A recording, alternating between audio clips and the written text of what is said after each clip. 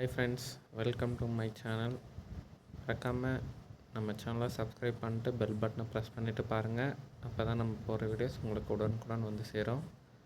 Thank you. தன் அறையில் கட்டிலில் அமர்ந்திருந்த நந்தினிக்கு முகம் இறுகி போயிருக்க விழிகளிலிருந்து கண்ணீர் விடாமல் ஓடிக்கொண்டிருந்தது. இப்படி ஒரு அவமானத்தை அவள் வாழ்க்கையில் சந்தித்ததே இல்லை. இத்தனை மனவேதனைக்குள் அவளை தள்ளிவிட்டிருந்தார் தாமரை. நான் யாருக்கு என்ன பாவம் பண்ணேன்? ஏன் ஏன் எனக்கு இப்படி ஒரு குறைய கொடுத்த கடவுளே? எனக்கும் என் குழந்தைய வயிற்றுல சுமக்கணும், பெத்தெடுக்கணும்னு ஆசை இல்லையா என்ன? நானும் பொண்ணு தானே, இந்த சாதாரண ஆசை எனக்கும் இருக்கும் தானே. ஆனால் நான் நினச்சாலும் பெற்றுக்க முடியாத சூழ்நிலையில் இருக்கேனே. நான் என்ன பண்ணுவேன்? இன்னும் எத்தனை அவமானங்களை நான் சந்திக்கணும்? அழகு போயிடும்னு எல்லாம் குழந்தை பெற்றுக்காமல் இருக்கிறவங்க நிறைய பேர் இருக்காங்க. அவங்களுக்கு கூட இந்த மாதிரி அவமானங்கள் நடக்காது. ஆனால் குழந்தை பெற்றுக்க முடியாத குறையோட மனசில் ஏக்கத்தை வச்சுக்கிட்டு இருக்கிற எங்களை மாதிரி பொண்ணுங்களுக்கு தான் இந்த அவமானம், கஷ்டம் எல்லாம். காலம் பூரா நானும் மலடின்னு பேரை கேட்டு ஆத்விகையும் கஷ்டப்படுத்தணுமா? வேணாம், அவனுக்கு என்னால் கஷ்டம் வேணாம். தனக்குள் ஏதேதோ யோசித்து பேசி அந்த தவறான முடிவை எடுத்தாள் நந்தினி. விவாகரத்து. என்னால் ஆத்வி எந்த கெட்ட பெயரும் வாங்கக்கூடாது. என்னோட சாபம் என்னோடையே போட்டும். அவனுக்கு ஒரு நல்ல வாழ்க்கை அமையும். ஆத்வி வேற பொண்ணை கல்யாணம் பண்ணி குழந்தை பெற்றுக்கிட்டோம். நான் இனி உனக்கு வேணாம் ஆத்வி, நான் வேணாம். முகத்தை மூடி மனதில் இருக்கும் காயம் ஆறும் வரை அவள் கதறி அழ.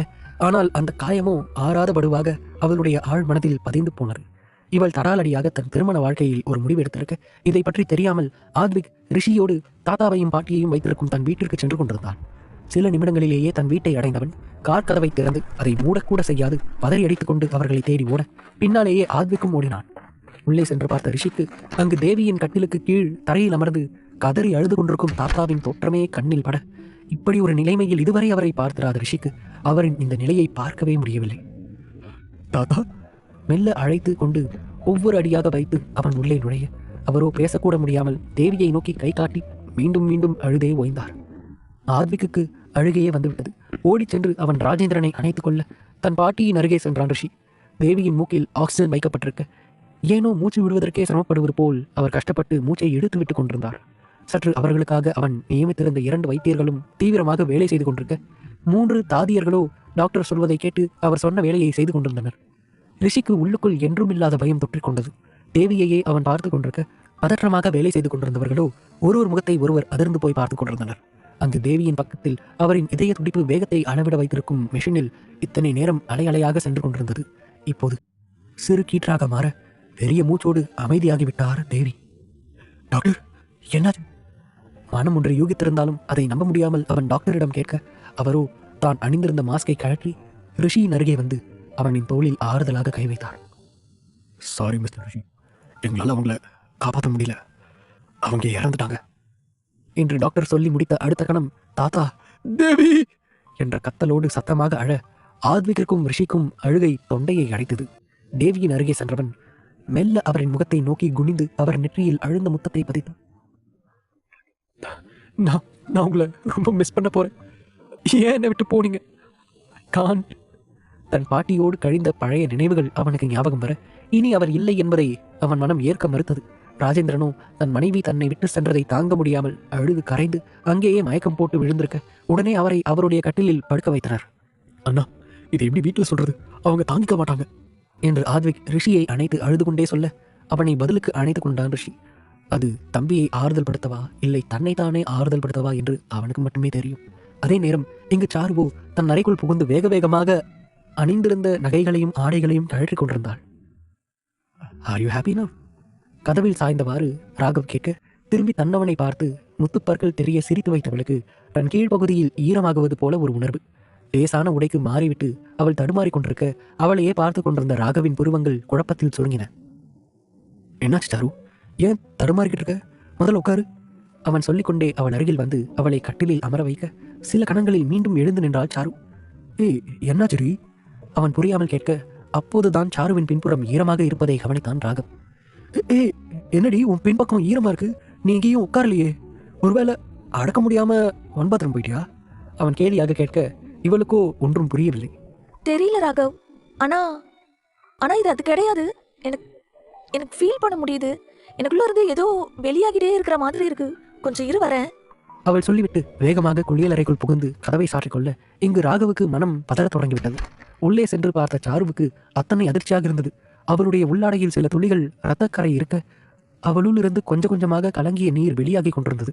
ஏனோ குழந்தை பெறுவது பற்றிய டாக்டரின் ஆலோசனையில் இது பற்றி சொல்லி கேட்டிருக்கிறாள். ஏதோ ஒன்று அவளுக்கு யூகிக்க முடியாமல் இருக்க இப்போது அவளுடைய கை கால்கள் நடுங்க தொடங்கின. திடீரென வயிற்றில் ஒரு வலி எடுக்க இது போன்ற வலியை அவள் இதுவரை அனுபவித்ததே இல்லை. ராகவ்! அவள் பெருங்குரல் எடுத்து கத்த உடனே குளியலறை கதவை திறந்து உள்ளே நுழைந்தான் அவன். தன்னவனை பார்த்ததும் பயந்து அழுது கொண்டே அவள் விடயத்தை சொல்ல ராகவிற்கு அதிர்ச்சி தாங்க முடியவில்லை. சாரு, அது எப்படி? அதான் இன்னும் 2 மாசம் இருக்கே. ஐயோ, எனக்கு பயமா இருக்கு சாரு, நான் போய் அத்தையை கூட்டிட்டு வரேன். அவன் சொல்லிவிட்டு பதறியபடி வசுந்தராவையும் தாரணியையும் தேடி வேகமாக ஓடினான். உடனே அவர்களுக்கு விடயத்தை சொல்ல அங்கு அமர்ந்திருந்த மொத்த பேருமே இதை சற்றும் எதிர்பார்க்கவில்லை. என்னப்பா சொல்ற? அவளுக்கு இன்னும் நேரம் இருக்கே, அதுக்குள்ள எப்படி? சில பேருக்கு இப்படி நடக்கலாம் தாரணி. முதல்ல நாம போய் பார்க்கலாம், அப்புறம் என்னன்னு முடிவு பண்ணி அவளை ஹாஸ்பிட்டலுக்கு அழைச்சிட்டு போகலாம். ஆளாளுக்கு ஒவ்வொன்றை பேசிக்கொண்டு வேகமாக சாருவின் அறைக்கு சென்றனர். அம்மா! தன் அம்மாவை பார்த்ததுமே பயத்தில் அவள் அழத் தொடங்க ஓடி சென்று தன் மகளை அணைத்துக் கொண்டார் தாரணி. தம்பி, நீங்க கொஞ்சம் வெளியில இருங்க. அவர் ராகவை பார்த்து சொல்ல அவனும் தன் மனைவியை பார்த்து கொண்டே அறைக்கு வெளியே சென்று நின்று கொண்டான். ராகவ் சென்றதுமே சாரு சொன்னதை கேட்டவர்களுக்கு மனம் பதறத் தொடங்கிவிட்டது. உடனே அவர்கள் அவளை பரிசோதிக்க 3-4 குழந்தையை பெற்றவர்களுக்கு இதை பற்றி தெரியாமல் இருக்குமா என்ன? தம்பி, சீக்கிரம் உள்ள வாங்க. தாரணி ராகவை அழைக்க மீண்டும் சாருவுக்கு அடிவயிற்றில் சுள்ளென்று ஒரு வலி எடுத்தது. அம்மா! வலியில் அவள் கத்திக்கொண்டே தன் அம்மாவின் கரத்தை பிடித்துக் கொள்ள இப்போது தாரணியும் பயத்தில் அழுதே விட்டார். தம்பி, இது பிரசவ வலிதான், சீக்கிரம் வண்டியை ரெடி பண்ணுங்க, ஹாஸ்பிட்டல் போகலாம். அவர் பதறிக்கொண்டு சொல்ல வசுந்தராவோ ஹாஸ்பிட்டலில் சாருவுக்கு தேவையானதை உடனே எடுத்து வைக்க ஆரம்பித்தார். ராகவுக்கு உடலெல்லாம் வேர்வையில் குளித்திருக்க பயத்தில் அவன் செய்யும் வேலைகளெல்லாம் தடுமாறத் தொடங்கின.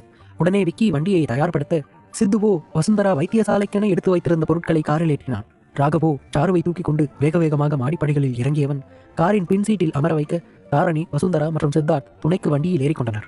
விக்கி மின்னல் வேகத்தில் வண்டியை செலுத்தினாலும் சாருவை கவனத்தில் வைத்து கவனமாக வண்டியை ஓட்ட இங்கு ரிஷியோ தேவி இறந்த விடயத்தை சொல்ல சஞ்சனாவுக்கு அழைத்தான். சாருவுக்கு இவ்வளவு சீக்கிரத்தில் பிரசவ வலி வரும் என்று யாருமே எதிர்பார்க்கவில்லை. பதறி அடித்து வைத்தியசாலைக்கு சென்று இருக்க இங்கு வீட்டில் அங்குமிங்கும் நடந்து கொண்டிருந்த சஞ்சனாவால் நிலை கொள்ளவே முடியவில்லை.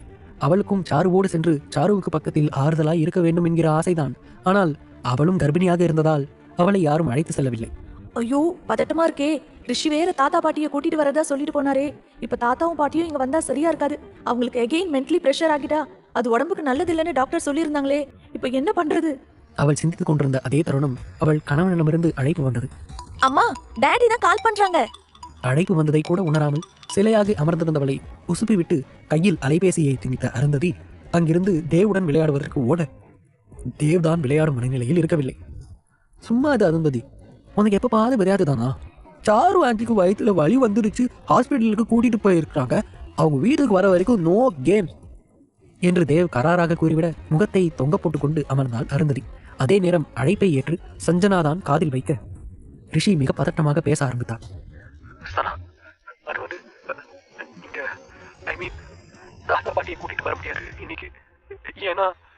அவன் கூறி முடிப்பதற்குள் நிம்மதியாய் ஒரு பெருமூச்சு விட்டாள் சஞ்சனா. அப்பாடா, நல்ல வேலையா நீங்க கூட்டிட்டு வரல. அவங்க அங்க இருக்கிறது தான் சேஃப் மாமு. இங்க சாருவுக்கு திடீர்னு பிரசவ வலி வந்துருச்சு, எல்லாரும் பதட்டத்துல இருக்காங்க. அவள் வீட்டின் நிலவரத்தை விளக்க ரிஷிக்கு இது அடுத்த அதிர்ச்சியாய் இருந்தது. என்ன சொல்ற? நல்லாதான் இருந்தா அவ. நான் போகும்போது அதுக்கான அறிகுறியே இல்லையே. ஆமா, அதுக்காக என் வீட்டுல எல்லாரும் பதறாங்க. அதிர்ச்சியாக அதே நேரம் புரியாமலும் ரிஷி கேட்க, ஐயோ, சாருவுக்கு பிரசவ வலி இன்னும் 2 மாசம் கழிச்சு தான் வரணும். அப்பதான் குழந்தை ஹெல்த்தியா கரெக்டான டைமிங்ல வந்திருக்குன்னு அர்த்தம். அன்னைக்கு சாரு என்கிட்ட சொல்லிட்டு இருந்தா அவளோட கர்ப்பப்பை ரொம்ப வீக்கா இருக்குன்னு. அதனால இப்படி ஆகி இருக்குமோ என்னவோ. இருந்தாலும் லைட்டா பயமா தான் இருக்கு. அவள் கூறிக்கொண்டிருக்க இந்த நிலையில் அங்கு நடந்த விடயத்தை கூற வேண்டாம் என்ற முடிவை எடுத்தான் ரிஷி. சரி ரிஷி, நீங்க தாத்தா பாட்டியை பாத்துக்கோங்க. இந்த அருந்ததி அங்க இங்கன்னு ஓடிக்கிட்டே இருக்கா, அவளை போயிட்டு புடிச்சு ஒரு இடத்துல வச்சுட்டு வரேன். கூறிக்கொண்டே அவள் அழைப்பை துண்டித்துவிட ரிஷிக்கு இப்போது எதை குறித்து சிந்திப்பது என்றே தெரியவில்லை. அதே நேரம் மற்றொரு முனையில் இங்கு வைத்தியசாலைக்கு கொண்டு வரப்பட்ட சாருவை அவசரமாக வைத்திய அறைக்குள் அனுமதிக்க ராகவின் முகமோ வெளியேறி போயிருந்தது. நீ எதை பத்தியும் யோசிக்காத ராகவ், சாருவுக்கு நல்லபடியா குழந்தை பிறந்துரும், நீ பயப்படுற அளவுக்கு எதுவும் ஆகாது, அழுவாதரா டே. அவனை அணைத்து சித்து ஆறுதல் கூறிக்கொண்டிருக்க ராகவ் இன்னும் கூட செயலிழந்த கருவியாய்தான் நின்று கொண்டிருந்தான். அவனை கேட்காமலேயே அவனுடைய விழிகளிலிருந்து மட்டும் கண்ணீர் கொட்டிக்கொண்டே இருந்தது. அப்போது அங்கு ஒரு சில தாதிகள் வந்து இவர்கள் கூட நிற்பதை பார்த்து, இங்க பாருங்கம்மா, இந்த மாதிரி நடுவழியில இத்தனை பேர் கூட்டமா நிக்க கூடாது. தேவையான 2 பேர் மட்டும் நின்னுட்டு மத்தவங்க எல்லாம் கிளம்புங்க. வெயிட்டிங் ஏரியால கூட நின்னுக்கோங்க, பட் இந்த இடத்துல நிக்க கூடாது. கராராக அவர் கூற வேறு வழி இல்லாமல் தாரணி மட்டும் ராகவுடன் நின்று கொள்ள மற்றவர்கள் மீண்டும் கிளம்பி வீட்டுக்கே சென்றார்கள். சித்தார்த் அவர்களை அழைத்து வருவதற்காக கார் பார்க்கிங் செய்யும் இடத்தில் காத்திருந்தான். அத்தனை சீக்கிரத்தில் வீட்டுக்கு திரும்பி வந்தவர்களை பார்த்தவுடன் அவர்களிடம் ஓடிச் சென்றாள் சஞ்சனா. சாருக்கு எதுவும் இல்லைல்ல, அவன் நல்லா தானே இருக்கா? பதறியபடி இவள் கேட்க யாரிடமும் பதில் இல்லை. எங்களுக்கும் எந்த அப்டேட்டும் தெரியாது சஞ்சனா. இத்தனை பேர் நிக்க கூடாதுன்னு சொல்லிட்டு எங்களை வீட்டுக்கு அனுப்பிட்டாங்க. இனி அங்க இருக்கிறவங்க தான் என்ன நடக்குதுன்னு கால் பண்ணி சொல்லணும். தாரணிய ராகவும் தான் அங்க இருக்காங்க. கண் கலங்கி அவர் கூற, சாருவுக்கு எதுவும் ஆகாது ஆண்டி. அந்த கடவுள் அவளுக்கு துணை நிப்பாரு. அவ ரொம்ப நல்ல பொண்ணு. அவளோட நல்ல மனசுக்கு எல்லாமே நல்லதா தான் நடக்கும். நேர்மறை வார்த்தைகளை அவள் பேச சிறிதளவு வசுந்தராவின் மனமும் மாறியது. இங்கு தன் தாத்தாவின் அருகில் சில கணம் நின்று கொண்டிருந்த ஆத்விக் இப்போது அடியற்ற மரம் போல் இருக்கையில் சாய்ந்து அமர்ந்திருக்கும் ரிஷியிடம் வந்தான். இந்த விஷயத்தை சாருவுக்கு தெரியாம பாத்துக்கங்கண்ணா, அவ கண்டிப்பா இதை தாங்க மாட்டா. தன் அண்ணனின் தோளில் கை வைத்து ஆத்விக் கூற, அங்க சாருவுக்கு பிரசவ வலி வந்துருச்சான். எல்லாரும் அவளை ஹாஸ்பிட்டல் கூட்டிட்டு போயிருக்காங்க. எங்கோ ஒரு மூளையை வெறித்தபடி ரிஷி கூற, ஆத்விக் இந்த அளவுக்கு அடுத்தடுத்த அடிகளை தன் வாழ்க்கையில் இதுவரை வாங்கியதே இல்லை. அண்ணன் சொன்ன சொல் கேட்டு ஆடிப்போய் நின்றான். ஏற்கனவே அவளோட கர்ப்பப்பையில ஒரு இஷ்யூ இருக்கு. இப்போ குறை மாசத்துல குழந்தை பிறந்தா என்ன ஆகுமோன்னு பயமா இருக்கு ரிஷி அண்ணா. கலக்கமாய் அவன் கூற, ரிஷிக்குத்தான் என்ன உணர்கிறோம் என்றே புரியவில்லை. ஒரு பக்கம் கண்கள் மூடி உலகை விட்டு பிரிந்த பாட்டியின் பூவுடல் போர்வையால் போர்த்தப்பட்டு அங்கிருக்க, அவருக்கு அருகில் சுயநினைவு இல்லாமல் வீழ்ந்து கிடந்தார் தான். என்ன மாதிரியான ஒரு சூழ்நிலை இது? அத்தனை பேருக்காகவும் ஆத்விக் கிடந்து கவலைப்பட்டு அழுது கொண்டிருக்க, வீட்டில் தன் மனைவிக்கு நடந்த அவலத்தை மட்டும் அறியாமல் போய்விட்டான். வீட்டில் நடக்கும் விஷயங்களை தெரிந்து கொள்வதற்காக நந்தினிக்கு அழைப்பை ஏற்படுத்தி ஓய்ந்தே போய்விட்டான் ஆத்விக். இம்பார்ட்டன்ட் டைம்ல கால் பண்ணாதான் இவ ஆன்சர் பண்ண மாட்டா. அவன் சலித்துக் கொள்ள இங்கு நந்தினி தன் கையிலே அலைபேசியை வைத்துக் கொண்டுதான் ஏற்காமல் இருந்தாள். அழைப்பை ஏற்றால் அவள் அழுததை ஒரு நொடிப்பொழுதில் அவளது குரலை வைத்தே கண்டுபிடித்து விடுவான் ஆத்விக். இதை கூட கண்டுபிடிக்கவில்லை என்றால் அது என்ன காதல் உறவு? அதுவும் கணவன் மனைவியாய் இரண்டர கலந்தபின் உணர்வுகள் புரியவில்லை என்றால் அவன் என்ன கணவன்? இதை அறிந்திருந்ததாலேயே அழைப்பை ஏற்காமல் அவள் அழுது கொண்டே இருக்க, வாழ்க்கையே வெறுத்து போனது போல இருந்தது அவளுக்கு. இத்தனை நேரம் இவ்வளவு கலவரம் நடந்தும் நந்தினியை காணவில்லை என்றதும் அவளை தேடி அவளுடைய அறைக்கு வந்தாள் ஸ்வேதா. அப்போதுதான் காலையில் சித்தார்த் கூறியது அவளுக்கு ஞாபகம் வந்தது. டேய், அவங்க உன் தங்கச்சியை தாண்டா அவமானப்படுத்துறாங்க. போயிட்டு என்னன்னு கேளு. அதை விட்டுட்டு எங்க அப்பாவை கலாச்சிட்டு இருக்க? அவள் வற்புறுத்தி இருக்க, என்னோட தங்கச்சி நந்தினியை பத்தி நீ என்ன நினைச்ச? அவ ஒன்றும் சாதாரண பொண்ணு இல்லை. அவ ஒரு இரும்பு மனுஷி. அவளோட ஃபீலிங்ஸை யாராலையும் டச் கூட பண்ண முடியாது. கர்வமாய் ஒரு பதிலை அவன் வழங்கி இருக்க, வெளிப்படையாகவே தலையில் அடித்துக் கொண்டாள் ஸ்வேதா. டேய், அவ இரும்பு மனுஷி. தகர மனுஷியா இருந்ததெல்லாம் உன் கூட ஆம்பளை பிள்ளையாட்ட வளர்ந்தப்ப மட்டும்தான் சித்து. பட் இப்ப கல்யாணம் ஆனதுக்கு அப்புறம் அவளுக்கு ஒரு பொண்ணா நிறைய ஆசைகளும் கனவுகளும் வந்திருக்கும். அதுக்குள்ள அவ நிறைய சென்சிட்டிவ் விஷயங்களை தனக்குள்ள அப்லோட் பண்ணியிருப்பா. So I am damn sure அவ ஹர்ட் ஆகிதான் இருப்பா. எனக்கு தெரியும் என்னும் ரீதியில் ஸ்வேதா கூற, அதை சித்தார்த் பெரிதாக கண்டுகொள்ளவில்லை. பழைய நந்தினியின் பிம்பம் மட்டுமே அவனுக்குள் இருக்க, புதிதான இந்த அன்புக்கு இயங்கும் நந்தினியை அவன் நினைத்தும் பார்க்கவில்லை. காலையில் தன் கணவனுடன் நடந்த சம்பாஷணையை நினைத்து பார்த்த ஸ்வேதாவுக்கு தான் கூறியதுதான் சரி என்று இப்போது புரிந்தது. சித்தார்த் மட்டும் இப்போது அருகில் இருந்தால் தலையில் 2 குட்டி அந்த காட்சியை காட்டியிருப்பாள். நந்தினி, நீ தனியா என்ன பண்ணிட்டு இருக்க? கீழே வீடே பரபரப்பா இருக்கு. கூறிக்கொண்டே அவள் அறைக்குள் நுழைய, சட்டென்று நந்தினி தன் கண்ணீரை துடைத்துக் கொண்டாலும் அதை ஏற்கனவே பார்த்து விட்டிருந்த ஸ்வேதாவுக்கு அதன் காரணம் நன்றாய் புரிந்தது. ஏன் ஸ்வேதா, என்னாச்சு? எதுக்காக வீட்டுல எல்லாரும் பரபரப்பா இருக்கணும்? ஃபங்க்ஷன் இன்னும் முடியலையா? தனக்கு தெரிந்தவரை அவள் கேட்டுக்கொண்டிருக்க, ஸ்வேதா நடந்ததை கூறியதும் அதிர்ந்து விழித்தாள் நந்தினி. உண்மையா அவ சொல்ற? ஐயோ, யார் என்ன சொன்னாலும் நான் அவ பக்கத்துல இருந்திருக்கணும். அவ கூட நானும் போயிருக்கணும். தப்பு பண்ணிட்டேனே. நந்தினி வெகுவாய் விஷயம் கேள்விப்பட்டு கலக்கமுற, ஒருவேளை இதை பற்றி கூறத்தான் ஆத்விக் தனக்கு அழைப்பை ஏற்படுத்தி இருப்பானோ என்று கூட ஒரு நிமிடம் எண்ணியது பெண்ணின் மனம். கவலைப்படாதப்பா, எல்லாமே சரியாகும். சாரு நல்லபடியா குழந்தைய பெத்தெடுப்பா. அந்த கடவுள் அவளுக்கு துணையா இருக்காரு. அவர் ராகவுக்கு ஆறுதலாக சொல்ல, அவனோ அவரை வலி நிறைந்த பார்வை ஒன்று பார்த்தான். ஆனா அவளுக்கு இன்னும் 7ஆம் மாசம் கம்ப்ளீட் கூட ஆகல. இன்னும் நேரம் இருக்கு. அது மட்டும் இல்லாம அவளோட கர்ப்பப்பை ரொம்ப வீக்னு டாக்டர் சொன்னாங்க. எனக்கு அதையெல்லாம் நினைக்கும் போது பயமா இருக்கு. அவனின் குரலை வைத்தே அவனின் பயத்தையும் பதற்றத்தையும் உணர முடிந்தது பெரியவரால். உங்க நிலைமை எனக்கு புரியுது தம்பி. சாரு உங்களுக்கு பொண்டாட்டினா எனக்கு மக. கண்டிப்பா நல்லபடியா புள்ளைய பெத்துட்டு வருவா. உங்களுக்கு ஒண்ணு தெரியுமா? விக்கியும் 7 மாச குழந்தைதான். பிறக்கும் போது அவன் வெறும் 900 கிராம். இப்ப பாருங்க, அவன் தடிமாடு மாதிரி இருக்கான். நீங்க எதுக்கும் கவலைப்படாதீங்க, கடவுள் இருக்காரு. அவர் சொல்ல ஏனோ விக்கிக்கு சற்று தெம்பு வந்தது போல இருந்தது. தாரணியை மெல்ல சிரிப்போடு பார்த்துவிட்டு மீண்டும் சாருவை வைத்திருக்கும் அறையை பார்க்க அதை திறந்து கொண்டு வெளியே வந்தார் டாக்டர். டாக்டர், என்னாச்சு? குழந்தைக்கு எதுவும் இல்லைல்ல? அவளும் நல்லா தானே இருக்கா? எப்போ குழந்தை வெளியே வரும்? அவரை பார்த்ததுமே ஓடிச் சென்று அடுத்தடுத்து தன் கேள்விகளை அவன் கேட்க அவரோ சலிப்பாக தலையாட்டி வைத்தார். வெயிட் மிஸ்டர் ராகவ், முதல்ல நீங்க என்னோட ரூமுக்கு வாங்க, உங்ககிட்ட கொஞ்சம் பேசணும். அவர் சொல்லிவிட்டு முன்னே நடக்க பதற்றத்தோடு அவர் பின்னே சென்றான் ராகவ். டாக்டர், என்ன சொல்லணும்? Is everything all right? உள்ளுக்குள் கடவுளிடம் வேண்டியவாறு அவன் கேட்க தன் இருக்கையில் அமர்ந்த டாக்டர் முன்னிருந்து இருக்கையில் அவனை அமரச் சொன்னார். மிஸ்டர் ராகவ், சில பேருக்கு இப்படி ஆகிறது சகஜம்தான். உங்கள் ஒய்ஃபுக்கு 7 மாதத்துலேயே வாட்டர் பேக் உடஞ்சிருக்கு. அது பிரேக் ஆனாலே குழந்தை வெளியில் வர தயாராக இருக்குன்னு அர்த்தம். ஆனால் இதில் என்ன கிரிட்டிக்கல்னா, குழந்தை வெளியில் வரதுக்கான வாய் 1.5 அளவு தான் விரிஞ்சிருக்கு. அது மேக்ஸிமம் 6 இல்லைனா குறைஞ்சது 3 ஆச்சும் விரிஞ்சிருக்கணும்.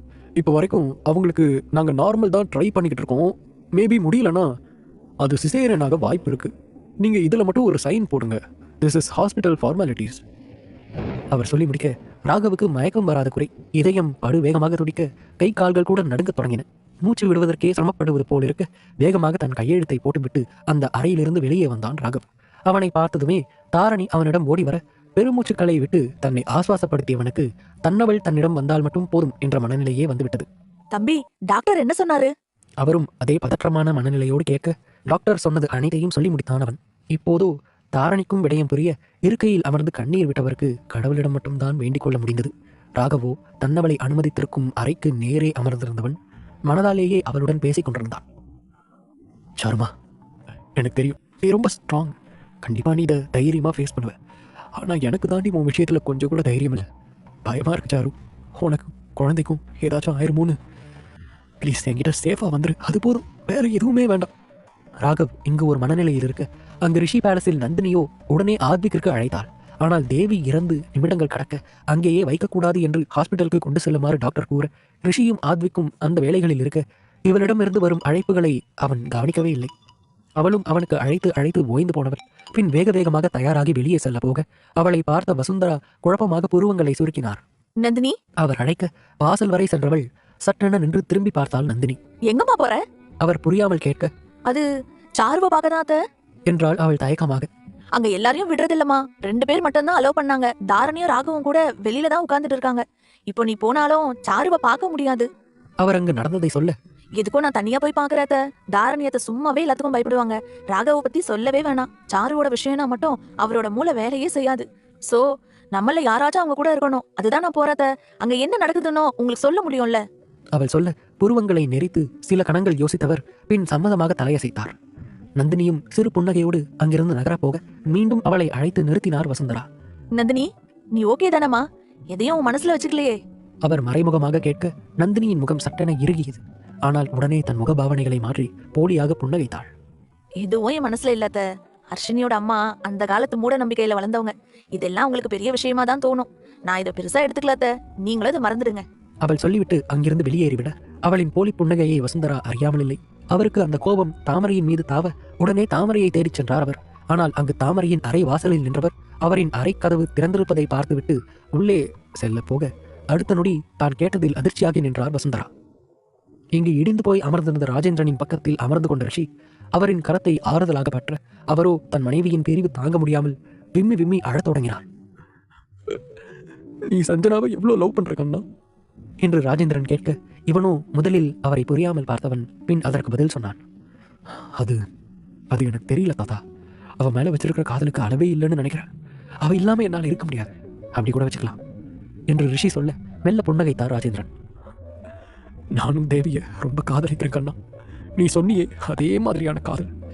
இப்போ அவ என்னை மட்டும் தனியா விட்டுட்டு போயிட்டா. நான் எப்படி இருப்பேன்? ஒருவேளை சஞ்சனா உன்னை விட்டு போனா அதை தாங்கிக்கிற சக்தி உனக்கு இருக்கா ரிஷி? அவர் கேட்க தன்னவள் தன்னை விட்டு பிரிந்து செல்வதை பற்றி நினைத்து கூட பார்க்க முடியவில்லை அவனால். ஏனோ அப்படி ஒன்று நடந்தால் என்று நினைக்கும் போதே அவனுடைய இதயத்தை யாரோ ஈட்டியை வைத்து குத்தி கிழிப்பது போல ஒரு வலி எடுக்க விழிகளை அழுந்த மூடி திறந்தான் ரிஷி. என்னால் அப்படி நினைச்சு கூட பார்க்க முடியல தாத்தா. உள்ளுக்குள்ள ஏதோ வலிக்கிற மாதிரி இருக்கு. என்னால் முடியல. அவன் திக்கி திணறி பதில் சொல்ல ராஜேந்திரனோ சிரிக்க தொடங்கினார். இதோ எனக்கும் அதே வலிதான் ரிஷி. ஆனா அதை விட அதிகமா வலிக்குது. இமேஜினேஷனே எப்படின்னா ரியாலிட்டியை தாங்க முடியாதுடா. என்னடா இந்த பணம் காசு ஆடம்பரமான வாழ்க்கையெல்லாம் 10 கோடி ஒரே நாள்ல இழந்தா கூட அது பிஸ்னஸ்ல டென்ஷன் ஆகுமே தவிர மனசுக்குள்ள இந்த மாதிரி வலியை கொடுக்காது. ஒருவேளை கவலைனே வச்சுக்கிட்டாலும் ஒரு 2 நாளைக்கு மேல நார்மல் ஆயிருவோம். ஆனா நாம நேசிக்கிறவங்க நம்மளை விட்டு பிரிஞ்சு போற அந்த வலி இருக்கு தெரியுமா ரிஷி? அவங்க இனி நம்ம லைஃப்ல இல்லைன்னு உணரும் போது இனி எதுக்கு நமக்கு ஒரு வாழ்க்கைன்னு தோணும். இன்னும் சொல்ல போனா அவ செத்த அடுத்த நிமிஷமே நானும் அவ கூடவே போயிருந்தா இன்னும் சந்தோஷமா இருந்திருப்பேனோ என்னவோ. ஒரு மாதிரி கஷ்டமா இருக்கு ரிஷி. இனி என்னோட நாட்களை நான் எப்படி கடந்து போறேன்னு தெரியல. என்ன நடந்தாலும் என்னை விட்டு போக மாட்டேன்னு அத்தனை தடவை ப்ராமிஸ் பண்ணிட்டு அசால்ட்டா விட்டுட்டு போயிட்டா பாத்தியா. நானும் அவகிட்ட ப்ராமிஸ் பண்ணியிருந்தேன், அவளுக்கு முன்னாடி நான் எப்படியும் போயிடுவேன்னு. பட் எனக்கு தெரியல, எங்கேயோ தப்பாயிருச்சு. மனம் முழுவதும் வலியுடன் அவர் பேசிக் கொண்டிருக்க அவருக்கு எப்படிப்பட்ட ஆறுதலை வழங்குவது என்றே ரிஷிக்கு புரியவில்லை. முன்பின் இப்படி ஒரு வலியை அனுபவித்திராத ரிஷி அந்த வலி உண்மையில் எப்படி இருக்கும் என்று கூட தெரியவில்லை அவனுக்கு. ஆனால் உலகில் பிறந்த அனைவரும் என்றோ ஒரு நாள் சென்றுதானே ஆக வேண்டும். தன்னுடைய தாத்தாவுக்கு ரிஷி ஆறுதல் சொல்லிக் கொண்டிருக்க பாட்டியை அங்கிருந்து வைத்தியசாலைக்கு கொண்டு செல்லும் வேலை அனைத்தையும் ஆத்விக் பார்த்து கொண்டிருந்தான். அந்த நேரத்தில் நந்தினியின் எந்த அழைப்பையும் அவன் ஏற்காத காரணத்தால் இத்தனை நேரம் அவன் அழைத்த போது தான் ஏற்கவில்லை என்பதால் தான் அவன் பழி வாங்குகிறான் என்று நினைத்து கொண்டாள் நந்தினி. வேக வேகமாய் வீட்டிலிருந்து அவள் வெளியேறி இருக்க அவள் தாமரை கூறிய வார்த்தைகளால் புண்பட்டுத்தான் வெளியே செல்கிறாள் என்று தனக்கு ஒரு அர்த்தம் எடுத்துக்கொண்டார் வசுந்தரா. குழந்தை பெத்துக்க முடியலன்னா என்ன, அவளும் ஒரு பொண்ணு தானே. எல்லாத்துக்கும் மேல அவ என் பிள்ளையோட பொண்டாட்டி. நானே அவகிட்ட இந்த மாதிரி ரூடா பிஹேவ் பண்ணல. அப்படி இருக்கிறப்போ இந்த மாதிரி அவளை கஷ்டப்படுத்துற வார்த்தைகளை யூஸ் பண்ணி திட்ட இந்த தாமரை யாரு? நந்தினி இந்த மாதிரி சொல்றதுக்கு அவங்களுக்கு யாரு ரைட்ஸ் கொடுத்தாங்க? சில பேர் என்னதான் சகஜமா பழகுற மாதிரி இருந்தாலும் அவங்களோட சுயரூபத்தை சில நேரங்களை காட்டதான் செய்யறாங்க. அதுல ஒருத்தர் தான் இந்த தாமரை போல. அவங்களுக்கும் ஒரு பொண்ணு இருக்குதானே. அப்ப அவங்களோட பொண்ணு இந்த மாதிரி இடத்துல இருந்தாலும் இப்படிதான் பேசுவாங்களா? நந்தினி ரொம்ப பாவம். சின்ன வயசுல இருந்தே நிறைய கஷ்டங்களை பார்த்து வளர்ந்தவ. சந்தோஷனா என்னன்னு இப்பதான் கொஞ்சம் கொஞ்சமா அவ பாத்துக்கிட்டு இருக்கா. அவகிட்ட போயிட்டு இந்த மாதிரி பேசிட்டாள் இந்த தாமரை. நினைக்க நினைக்க வசுந்தராவுக்கு ஆதங்கமாய் இருக்க இதை எப்படியாவது தாமரையிடம் சென்று கேட்டுவிட வேண்டும் என மனதிற்குள் திடசங்கற்பம் பூண்டவராய் எழுந்து தாமரையின் அறைக்கு சென்றார். என்ன இந்த ரூம் திறந்திருக்கு? ஒருவேளை தாமரை இங்க இல்லையோ? நான் ஹால்ல தானே உட்கார்ந்திருந்தேன். என்னை தாண்டி வெளியே போயிருக்க சான்ஸ் இல்லையே. தனக்குள் மீண்டும் சிந்தித்தவராய் அறைக்குள் எட்டி பார்க்க உண்மையில் அங்கு தாமரை இருக்கவில்லைதான். அப்படி எங்கேதான் சென்றிருப்பார் என்று தனக்குள் யோசித்துக் கொண்டே அங்கிருந்து நகரப்போன வசுந்தராவின் காதுக்குள் வந்து விழுந்தது யாரோ அந்த அறைக்குள் இருந்து பேசும் ஒலி. இல்லையே, நான் கரெக்டா தானே பார்த்தேன். யாரும் உள்ள இருந்து பேசுற மாதிரியே இருக்கே. இது எப்படி சாத்தியம் என்று வாய்விட்டு கூறிக்கொண்டே உள்ளே சென்று அவர் பார்க்க அந்த பேச்சுக்குரல் அனைத்தும் குளியல் அறைக்குள் இருந்துதான் வந்து கொண்டிருந்தது. நான் சொல்றத கேளு அர்ஷினி, இந்த குழந்தை உனக்கு வேணாம். அவர் அதட்டி கொண்டிருக்க இதை கேட்ட வசுந்தராவுக்கு இதயமே ஒரு கணம் நின்று துடித்தது. இருப்பினும் எந்த உணர்ச்சியையும் அவசரப்பட்டு வெளியே காட்டாமல் அப்படி எதை குறித்து பேசிக் கொண்டிருக்கிறார்கள் என்று நின்று நிதானமாய் கேட்கலானார். அம்மா, எனக்கு என்னம்மா ஆச்சு? நீ இந்த மாதிரி எல்லாம் பேச மாட்டியே. சடன்லி ஏதோ பேய் பிடிச்ச மாதிரி கொஞ்ச நாளா நடந்துக்கிற. நான் விக்கி எவ்வளவு லவ் பண்றேன்னு உனக்கு நல்லா தெரியும். அப்படி இருக்கிறப்போ அவரோட குழந்தைய நான் எப்படி கலப்பேன்னு நீ நம்புற? சும்மா தேவையில்லாம பேசிட்டு இருக்காம என்ன போக விடுமா. இந்த மாதிரி நீ பேசுறது யாராவது கேட்டாவே வீட்டுக்குள்ள பெரிய பிரச்சனை ஆகிடும். அவள் முடிந்த அளவு மெல்லிய குரலில் பேசினாலும் குளியல் அறைக்குள் பேச்சுக்குரல் எதிரொலித்துக் கொண்டிருந்ததால் அது அனைத்தும் வெளியே நின்று கொண்டிருந்த வசுந்தராவுக்கு தெளிவாக கேட்டது. நீதான் பைத்திய மாதிரி அவனை லவ் பண்ணிக்கிட்டு இருக்க. ஆனா அவனுக்கு ஒரு துளி அளவு கூட உன் மேல காதல் இல்ல அர்ஷினி. இப்ப கூட அந்த சாருவுக்கு வலி வந்துட்டுன்னு சொல்லிட்டு உன்னை விட்டுட்டு ஓடிட்டான் பாத்தியா? இதே போல ஒரு நாள் உன்னை முழுசா விட்டுட்டு போயிடுவான் அர்ஷினி. உன்னோட அம்மா உனக்கு என்ன சொன்னாலும் உன் நல்லதுக்காக தான் சொல்லுவேன்னு உனக்கு தெரியாத அர்ஷினி. நான் சொல்றத கேட்டு என் கூட வந்துரு. நம்ம யாருக்கும் தெரியாம கண்காணாத இடத்துக்கு போயிட்டு இருந்துக்கலாம். இந்த வீட்டு சகவாசம் நமக்கு தேவையே இல்லை. தாமரை மேலும் மேலும் கூறிக்கொண்டே போக இதை கேட்டுக்கொண்டிருந்த வசுந்தராவுக்குத்தான் தரதரவென தாமரையை வெளியே இழுத்து பலார் என கன்னத்தில் அறைய வேண்டும் போல இருந்தது. அதே மற்றொரு முனையில் வீட்டிலிருந்து வெளியேறிய நந்தினி சென்று நின்றது என்னவோ ஒரு வக்கீலின் வீட்டுக்கு முன்னால் தான். நீ பைத்திய மாதிரி பண்ற நந்தினி. எதுவா இருந்தாலும் 2 நாள் நிதானமா யோசிச்சுட்டு ஒரு முடிவெடு. இந்த மாதிரி நீயா தலைகீழா நின்று ஏதாச்சும் பண்றதுனால தப்பாகிட போகுது. ஆத்வி பொண்ணு எவ்வளவு லவ் பண்றான்னு உனக்கு நல்லாவே தெரிஞ்சிருந்தோம். நீ இந்த மாதிரி ஒரு முடிவெடுப்பான்னு நான் கொஞ்சம் கூட எதிர்பார்க்கல. அவளுடைய மனசாட்சி தான் பேசியது.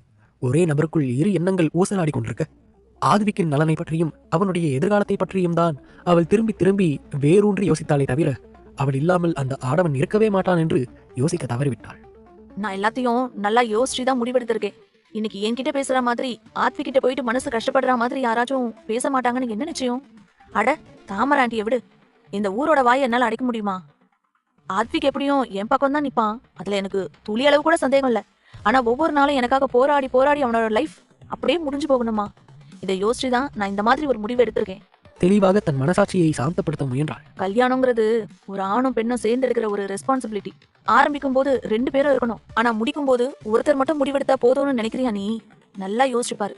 அந்த அர்ஷினி அவளாவே ஒரு முடிவு எடுத்து அவளாவே வீட்டை விட்டு போனதுனாலதான் இன்னைக்கு நாள் வரைக்கும் இத்தனை பிரச்சனை அந்த வீட்டுல. அவ அந்த மாதிரி பண்ணதுக்காக அவளை நீயே எத்தனை தடவை திட்டிருப்ப. ஆனா இப்ப நீயே அதே தப்பு தானே பண்ண போற. அப்படின்னா உனக்கும் அவளுக்கும் என்ன டிஃபரன்ஸ்? நான் சொல்றத கேளு. என்னவா இருந்தாலும் நேரா ஆத்வி கிட்ட போ. அவன்கிட்ட மனசு விட்டு பேசு. இது சரி வராதுன்னு அவன்கிட்ட சொல்லி பாரு. உன் கூட வாழணுமா வாழக்கூடாதான்னு அவன் முடிவெடுக்கட்டும். நீ மட்டும் முடிவெடுக்க. இது ஒன்றும் உன் பர்சனல் லைஃப் கிடையாது. உனக்கு என்ன நடந்தாலும் பக்கத்துல இருக்கிறவனுக்கு இது நீ பண்ற பெரிய துரோகம்.